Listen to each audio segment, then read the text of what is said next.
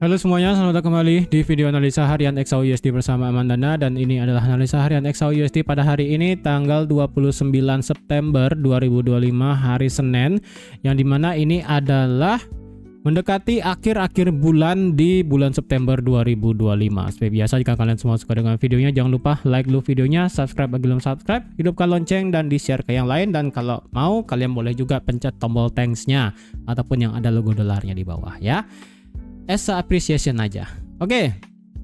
Di sini kemarin saya ada bilang juga, ya bukan saya bilang sih, masih lebih tepatnya di hari Jumat saya ada bilang bahwa ini marketnya agak sedikit payah, ya kan? Yang di sini juga sudah saya kasih garis trendline. Jadi sekalipun kalian ada yang ambil buy ketika marketnya breakout trendline, ya itu bagus.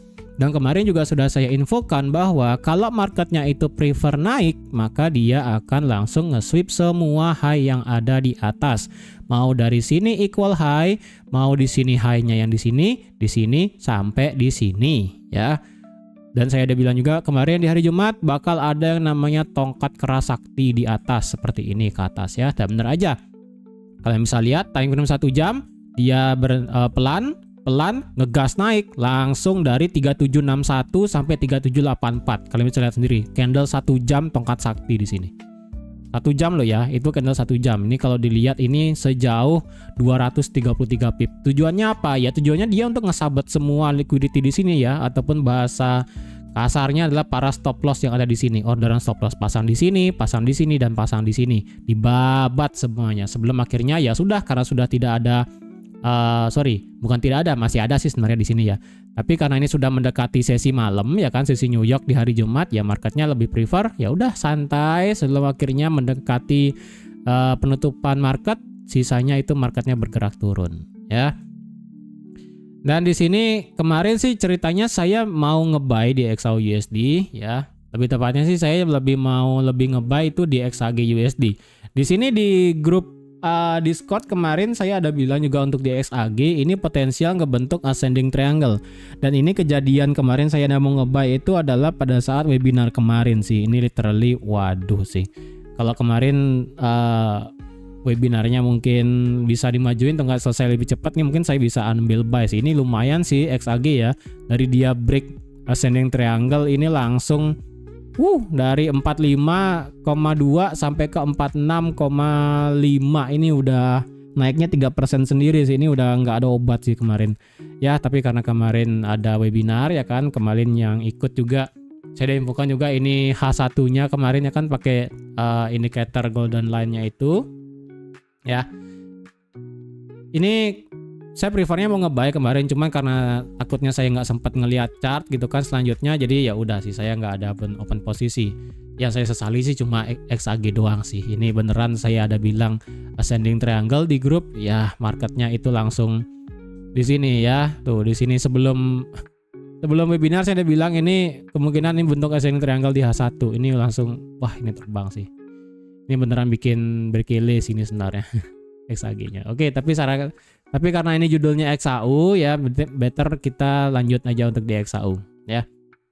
Jadi untuk sekarang yang bisa saya sampaikan untuk di precious metal ataupun logam mulia, kalau bisa untuk sekarang jangan pernah kepikiran untuk ambil short. Kalau bisa saya infokan sih ya.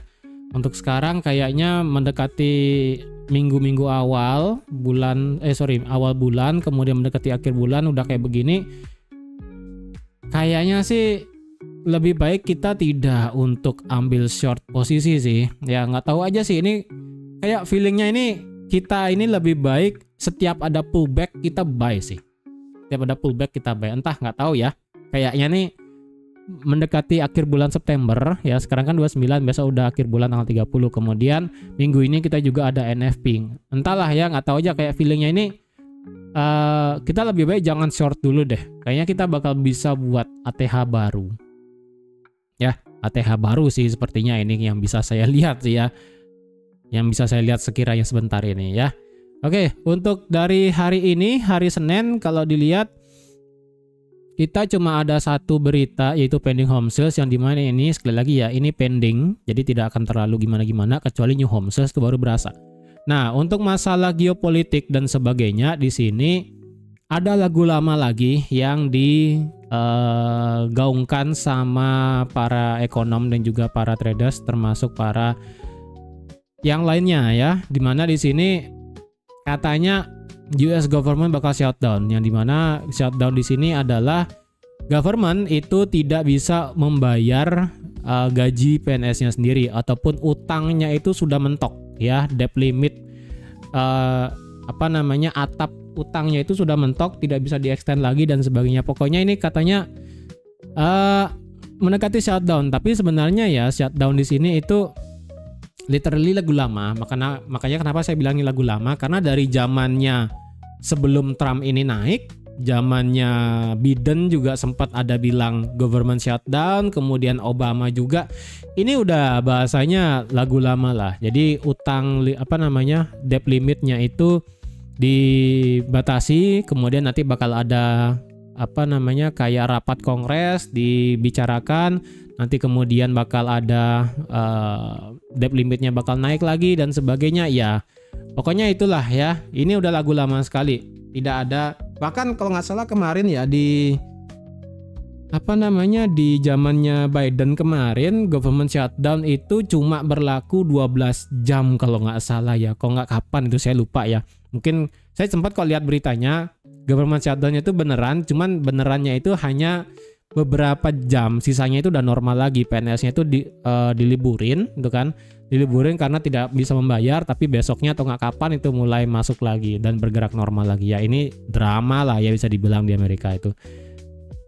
Ya, jadi apakah ini faktor membuat saya ada bilang ini sebaiknya tidak untuk shorting gold?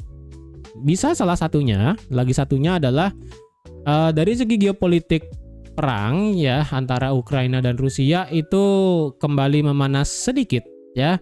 Yang mana di sini ada 92 drone yang menghadap ke Polandia, untungnya diintercept sama Ukraine.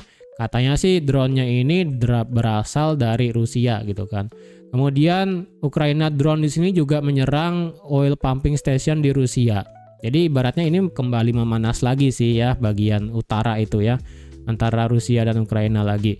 Kemudian masalah Israel dan Palestina, ini juga Iran mulai ada ikut lagi. Itu juga menjadi reason kenapa menurut saya tidak bisa, untuk saat ini sih menurut saya lebih baik tidak di short dulu sih semua precious metal ya. Mau itu gold, mau itu silver, adapun pullback kita ambil buy aja sih. Itu ya. Jadi kalau dilihat dari segi geopolitik sepertinya ini bakal memanas lagi. Jadi otomatis pelarian safe haven terutama ke gold dan juga ke silver bakal kembali lagi permintaannya. Itu aja. Ya. Oke, untuk hari ini hari Senin seperti biasa kita cek dulu mingguannya. Oke, sekarang kita sudah punya 1, 2, 3, 4, 5, 6 6 candle berturut-turut hijau ya, 6 candle win streak dimulai dari 18 Agustus 2025. Kenaikan di sini ini sudah sejauh 14%, hampir 15%, yaitu sebesar 4.796 pip dari all time high-nya ya, dari 3311 sampai 3791. Bayangin cuma 1 2 3 4 5 6 minggu naiknya sudah sejauh 14%. Tapi itu sih masih masih lumayan lah ya. Ini naiknya 6 minggu naiknya 14%, tapi lebih better ya dari pada saat April kemarin. Dia cuma 3 minggu tapi naiknya 18%. Tetapi di sini kita melihat yang namanya candle 6 wick streak ya. Kalau dilihat terakhir itu adalah di Desember 2024. Ini kalau nggak salah 1, 2, 3, 4, 5, 6, 7, 8 kali win streak ya. Berarti kalau mengulang kejadian di Desember 2024 sampai Februari 2025, yang dimana ini adalah kenaikan sejauh 8 kali win streak, atau nggak bisa dibilang 2 bulan berturut-turut. Kemudian baru terjadi koreksi sedikit sebelum lanjut rally lagi. Ya kemungkinan sekarang adalah kalau dibilang ini sudah 6 minggu ya. 6 minggu ini sudah rally luar biasa, nggak ada obat. Jadi kalau dibilang ini marketnya masih bisa rally lagi ya bisa. Karena kalau dilihat dari segi weekly candle-nya, marketnya itu selalu melakukan yang namanya breakout structure ya. Di sini marketnya melakukan boss di sini juga boss, dan minggu lalu juga boss di sini. Jadi ya udah, ini kalau dilihat minggu ini sekalipun dia turun, ya turun kita tetap ambil buy sih. No reason kita tetap ambil buy ya. Nggak ada alasan kita ambil sell sebenarnya. Dari segi daily ya, kita cek indikator daily. Indikator daily kalau dibilang apakah ini pemaksaan naiknya? Kalau boleh saya jujur ya. Karena sekali lagi target saya adalah di 4.000. Sekarang sudah memasuki bulan September. Oke. Lagi penutupan tahun itu sisa lagi Oktober, November dan Desember ya, lagi 3 bulan. Anggaplah kita fairnya 3 bulan ya, Oktober, November, Desember. Apakah ini bisa dikatakan pemaksaan naik untuk menciptakan all time high? Menurut saya iya. Ya. Ini menurut saya kenaikan di sini sudah terlalu ekstrim sekali mengingat dari jangka waktunya. Memang ini kemungkinan bisa target achieve-nya 4.000. Cuman naiknya ini lebih kepada dipaksakan. Tapi tetap ya, walaupun ini naiknya dipaksakan, tetap kita ambil buy, tidak reason untuk ambil posisi sell karena sekali lagi faktor fundamental tidak mendukung ini bisa untuk turun. Oke. Jadi walaupun saya bilang ini naiknya dipaksakan, kita tetap ambil posisi buy, tidak peduli ya. Karena kalau dilihat dari segi stokastiknya di sini dia perlahan-lahan sih agak turun ya. Kalau misalnya lihat nih pelan-pelan ya. Dia nge-cross dikit, turun lagi. Ini agak payah. Secara stokastik ibaratnya kayak gas itu sudah mulai lemah ya, gasnya sudah mulai lemah, tapi lemahnya di sini masih 84 km per jam lah bahasanya saya pakai ya supaya gampang. Sedangkan dari segi oilnya ataupun minyak bensinnya itu masih 76 liter, masih gede gitu kan ya.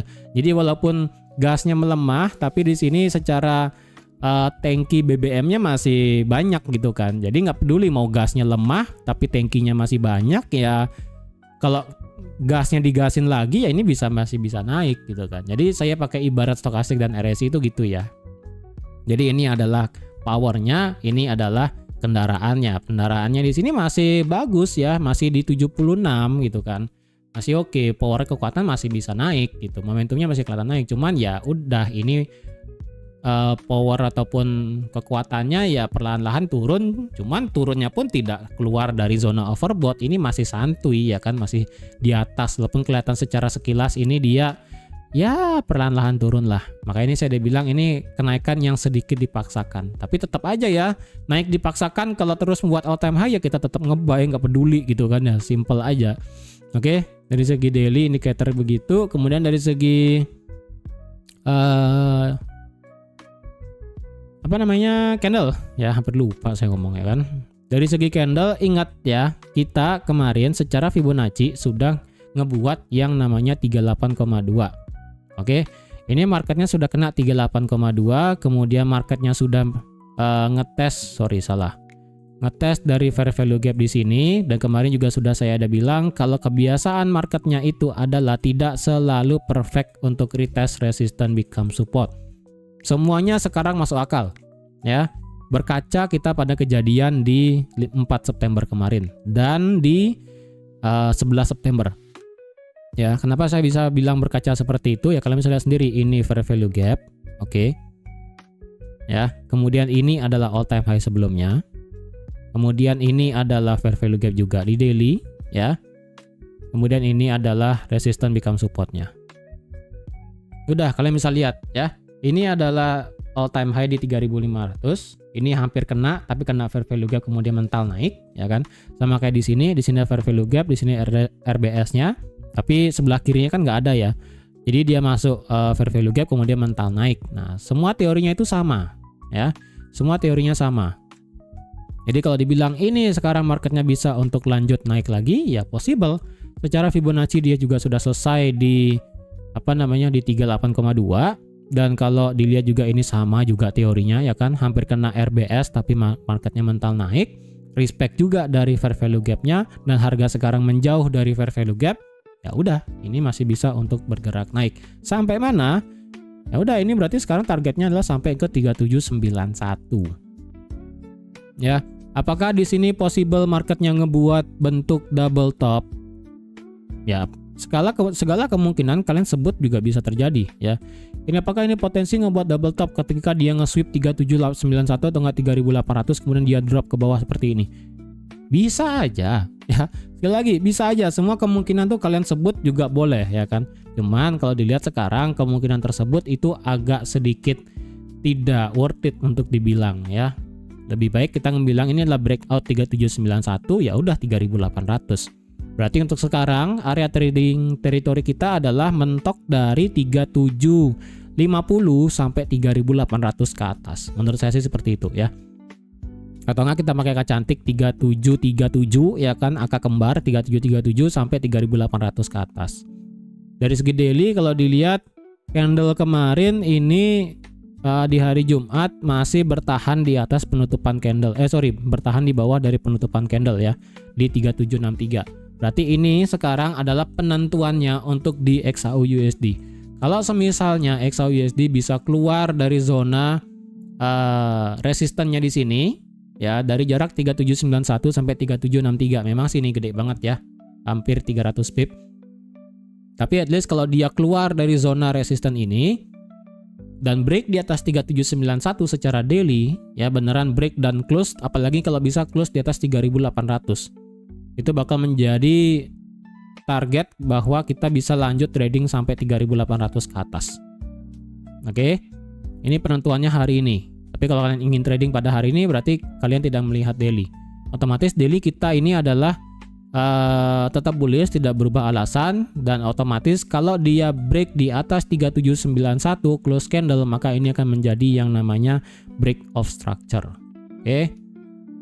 Kalau dia break di atas ini secara daily penutupannya, ini bakal menjadi yang namanya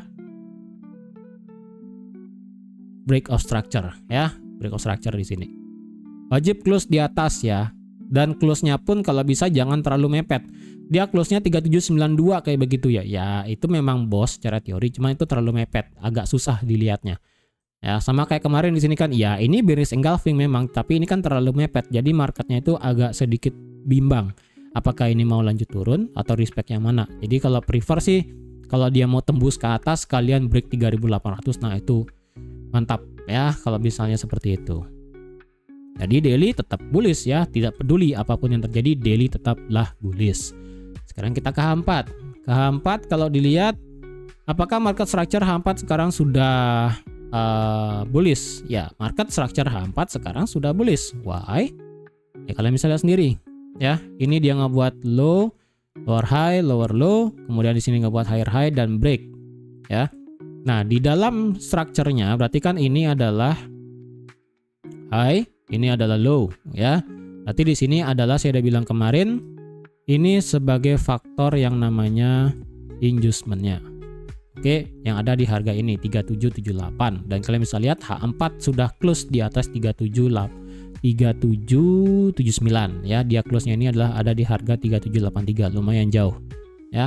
Jadi otomatis sekarang secara H4 itu sudah bergerak bullish dengan pattern seperti apa? Dia ngebuat high, dia ngebuat low, dia ngebuat high, dia ngebuat low, kemudian dia ngebuat high di sini. Ya, berarti otomatis inducement-nya ini ada di sini. Ya, ada di sini sekarang inducement-nya nih secara H4. Jadi H4 kalau marketnya beneran mau bearish, ini wajib break di bawah 3721. Tapi kalau dilihat karena ini kita ada satu candle bearish di H4, berarti secara pendeknya ataupun secara minornya ini marketnya bisa bergerak kayak begini ya. Ini adalah high, ini adalah low, ini adalah high, ini adalah low, ini adalah high, ini adalah low, dan ini adalah high ya. Jadi secara pendeknya ataupun minornya kalau ada H4 tutup di bawah low-nya kemarin malam di sini ya, kemungkinan ini akan menjadi change of character yang kecil. Kenapa saya katakan kecil? Karena sekali lagi ini adalah inducement-nya. Ya, inilah inducement-nya. Jadi kalau di sini marketnya nanti kemudian break di bawah 3762 ya kan. Di bawah 3762 seperti ini, close di bawah H4 ya kan. Kemudian marketnya itu bergerak turun, tapi ujung-ujungnya dia naik lagi kayak begini. Oh, sorry, salah. Dia tutup, salah teori ya. Dia tutup di bawah 3762 ya, tutup di bawah 3762, tapi marketnya justru malah break di atas 3790 di bawah di atas 3788. Maka otomatis inducementnya di sini bakal pindah ke sini. Ya, jadi original low valid adalah di sini. Ya, karena ini selain inducement. Jadi kalau ini dia hanya break di bawah 3762, ini kalian masih bilang sebagai bullish, nggak masalah. Ya. Oke. Kemudian kalau dilihat secara H4, kemungkinan kita bakal menciptakan candle hot dog di sini. Jadi kalau candle H4-nya tutup di atas 3783, berarti ya udah kemungkinannya itu bakal menjadi bullish. Secara H4 market structure. Support resistance, ya ini resistance tadi H4 dari 3784 sampai 3791 ya. Berarti ini adalah resistance all time high. Untuk masalah support di mana sekarang? Untuk masalah support sekarang yang bisa saya kasih adalah kisaran 3755. Ya, sama kayak kemarin di H1 ini. 3755,55 ya, ini sebagai angka aja sih. Nah, ini ya kayak kemarin tuh. Mungkin agak tinggi lah ya. 56, ya kita pakai angka cantik lagi. 56,56. Nah, di sini ya. Ini sebagai perbatasan supportnya ya. Ini resistance sebelumnya berubah menjadi support. Oke. Menjadi support di break, di retest dan turun, dan ini di breakout, dan ini belum di retest sih sebenarnya. Dan di sini juga H4 ada fair value gap-nya. Dan di sini fair value gap H4 juga sudah disentuh, kemudian marketnya terbang. Jadi kalau ini semakin menjauh dari fair value gap H4 yang ada, berarti ya udah ini marketnya bakal tembus ke atas. Berarti batasnya untuk di H4 market tidak boleh turun di bawah 3756. Sekalipun dia turun, dia tidak boleh tutup lagi di bawah 3756. Dia hanya boleh nge-spike turun aja, tapi close-nya wajib di atas 3756. Ya, jadi seperti itu. Kemudian, kalau semisalnya nih kita melihat all time high sampai mana? Berarti ya udah kita pakai Fibonacci dari all time high kemarin sampai low-nya di sini di 3717. Maka didapatlah harga 3811 sebagai 38,2 dan 3836 hampir angka cantik lagi ya, 3838 yaitu ada di 1618 nya di sini. Jadi kalau marketnya prefer untuk lanjut naik ke atas dengan menggunakan Fibonacci, ini adalah target berikutnya 11 dan 36 ya, 3811 dan 3836. Oke, indikator H4. Indikator H4 kalau kita lihat ya, ini marketnya secara RSI ngedorong lagi naik ke atas, sedangkan secara stokastik ya dia berusaha untuk ngedorong lagi ke atas dengan masuk ke zona overbought. Sekarang sih ini keduanya belum masuk zona overbought ya. Menurut saya sih sekalinya H4 masuk ke zona overbought itu pasti marketnya sudah di atas 3791 ataupun sudah ngebuat all time high. Ya, karena kebiasaannya ketika dia sudah di atas overbought, marketnya itu cepat geraknya. Ya, literally cepat geraknya. Jadi kalau dilihat nanti kalau misalnya H4 stokastiknya ini naik ke atas, itu kemungkinan sudah ngebuat all time high. Ya, tapi ini kalau dilihat naik, ini juga menghadap naik, jadi ya udah, ini kita tetap ambil buy, ya tidak peduli. Sekarang pertanyaannya, di mana kita bisa nge-buy? Kayaknya sih hari ini kita ada gini ya, ada apa namanya, gap nggak sih hari ini? Sebentar, ada gap nggak sih? Harusnya sih ada gap ya hari ini ya, atau udah ditutup ya? Ini versi Oanda sih masih ada gap kecil ya di 3761. Dan ini marketnya lumayan ngedive turun nih ya. Lumayan sih, nggak masalah juga. Kalau dibilang ada news hari ini, barusan saya rasa nggak ada sih.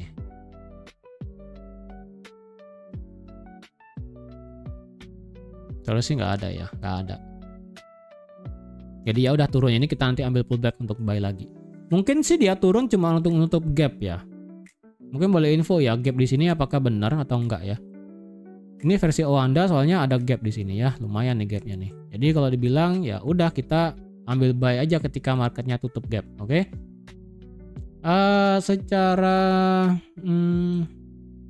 H1 ya ini kemungkinannya ada divergen kecil di sini ya. Ada divergen kecil di sini secara stokastik dan juga RSI. Tapi ini harganya masih di atas 50 sih. Jadi ya udah, nggak peduli kalau dia turun. Pullback hanya untuk nutup gap, ya udah lanjut buy lagi gitu kan ya. Secara H1 sekarang di mana untuk ambil posisi buy? Kalau dibilang secara H1 ambil posisi buy, kayaknya kita prefer patokannya H4 aja sih ya di sini di 3756. Berarti kalau dia tutup gap, dia untuk nge-retest 3756, ya udah itu enak buat nge-buy. Kalau dilihat dia di bawah di sini itu, ini ada satu trendline yang agak saya paksa sedikit ya. Ini ada satu trendline yang saya agak paksa sedikit yang diambil dari low-nya. Tapi kalau mau agak digeser, lebih baik trendline-nya dari sini. Ya. Ini trendline yang masih oke. Bentar, ini saya ganti deh. Ini trendline yang masih oke, yang bisa dipakai ya. Ini kalau nggak salah sudutnya sebentar, berapa ini? Ini sudutnya 34 derajat, nggak masalah, nggak terlalu curam juga. Jadi ya ini ada satu trendline yang bisa dipakai. Jadi kalau dia break di bawah trendline dan break di bawah 3756, mungkin entaran lah kita ambil buy-nya ya. Walaupun di sini secara H1 juga kita ada pertahanan terakhir untuk sebagai zona area demand-nya di sini. Pertahanan terakhir. Makanya tadi saya udah bilang kalau H4 nggak boleh tutup di bawah 3756. Dia hanya boleh nge-spike ke bawah kemudian tutup lagi. Jadi ceritanya lah dia turun ngambil demand ini terakhir, kemudian baru dia mental lagi. Harapan saya sih begitu. Ya, tapi kalau marketnya prefer untuk lanjut ngedive lagi turun, ya udah, karena di sini kita ada satu yang namanya liquidity di sini ya. Ini liquidity-nya cukup panjang dari 3742 sampai 3721. Jadi kalau marketnya tembus ke bawah 56 nggak di respect ini demand-nya, ini bisa lanjut ngebabat semua nih. Satu ya. Ini satu, kemudian di sini, kemudian di sini, kemudian di sini, kemudian equal low yang ada di sini, 2. Ini banyak ya, ini ada banyak. Jadi sekalian dia break ke bawah, kalau dia ini nggak bisa nahan, ini bisa dibabat semua, sama kayak kemarin ya, ngebabat ini, kemudian ini, dan ini. Lumayan ya kan. Jadi tetap hati-hati ya. Kalau saya pribadi, saya sih tidak pengen short untuk sekarang sekali lagi, karena sekali lagi saya masih prefer untuk ambil buy. Untuk demand terdekat, di sini demand terdekatnya nih, barusan banget ya di sini. Ini adalah demand terdekat. Tapi menurut saya sih demand di sini apakah worth it buat di buy? Saya worry-nya ini masih ada gap, itu doang sih, literally. Ada gap doang, itu saya agak sedikit worry. Tapi kalau kalian mau ambil buy-nya langsung di sini, ya silakan sih. Cuma saya pribadi kalau ini marketnya masih turun dan untuk nutup gap, ya mungkin saya akan tunggu tutup gap dulu, reversal, baru saya akan ambil buy. Untuk sekarang sih saya belum ada ambil posisi sama sekali ya, mau itu di XAG ataupun di XAU, literally belum ada. Ya, jadi skenario-nya adalah kalau dia sekali lagi dia nutup gap, ntar saya lupa tadi gapnya di harga berapa ya. Gapnya itu versi Oanda ada di harga 3763. Oke, 3763 itu ada di mana? Oke, di sini ya, 3763 sekitaran sini.